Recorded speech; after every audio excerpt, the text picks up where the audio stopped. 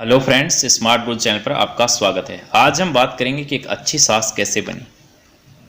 देखो, अच्छी सास बनने के लिए सबसे पहले काम आपको ये करना है, आपकी जो बहू है उसको बहू नहीं, आपको बेटी मानना है। जिस तरह से आप अपनी बेटी के साथ बर्ताव करती हैं, बिहेवियर करती हैं, उसी तरह से आप अपनी बहू के साथ बर्ताव करेंगी।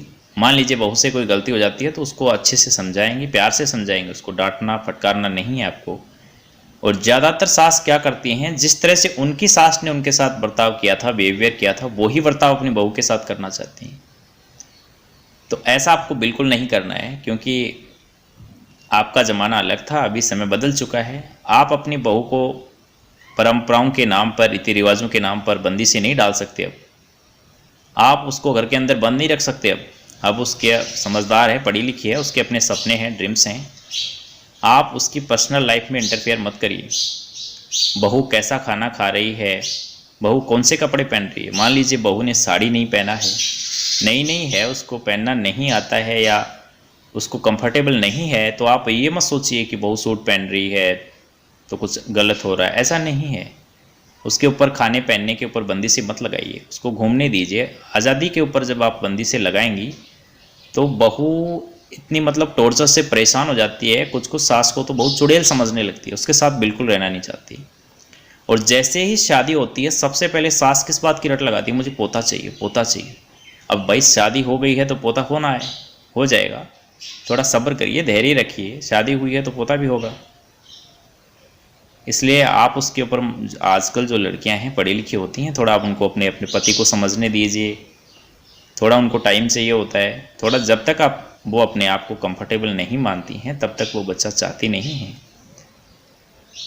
जब वो बच्चे की जिम्मेदारी उठाने के लिए अपने आप को मानेंगी, उनको खुद को होगी इच्छा, तो फिर वो कर लेंगी। आपको जल्दबाजी बिल्कुल नहीं करनी है।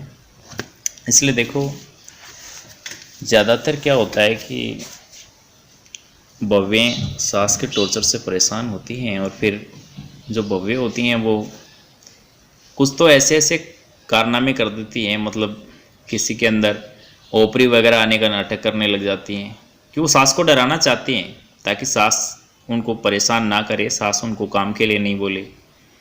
इसलिए उनके ऊपर बिना फालतू की बंदी से मत लगाइए। जो आपके साथ हुआ है वो उनके साथ बिल्कुल मत करिए। उनके साथ अगर कोई गलती भी हो जाती है तो प्यार से उनको समझाइए। और एक जो होता है, ये सास सबसे बड़ी गलती क्या करती है, अपनी बहू की बुराई करती है। जहाँ भी बैठती है, पड़ोस में बैठती है, अपनी घर की बातें आप बाहर क्यों ले जाती हैं। और मान लीजिए बहू अगर हंस कर के बेटे से बात कर रही है तो इसमें बुराई क्या है, उसकी पत्नी है भाई, दोनों को हंसी खुशी रहने दीजिए। इसमें आपको जलन क्यों होती है।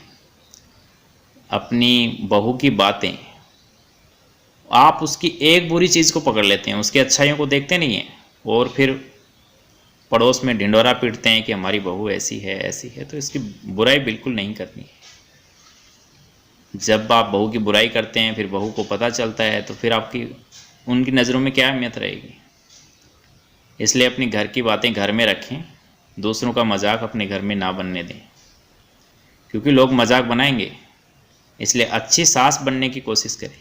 आप चाहते हैं कि आपकी बहू अच्छी रहे, अच्छा बर्ताव रहे, तो आपको भी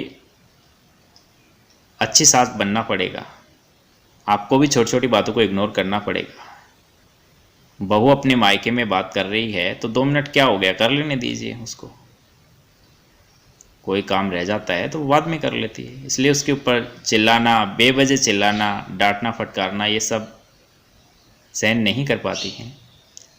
लड़कियां मासूम होती हैं, नई नई होती हैं, तो उनको अपने एक घर के सदस्य की तरह आप उसको स्वीकार कर लीजिए। और उनसे कोई गलती भी हो जाए तो उनको प्यार से समझाइए।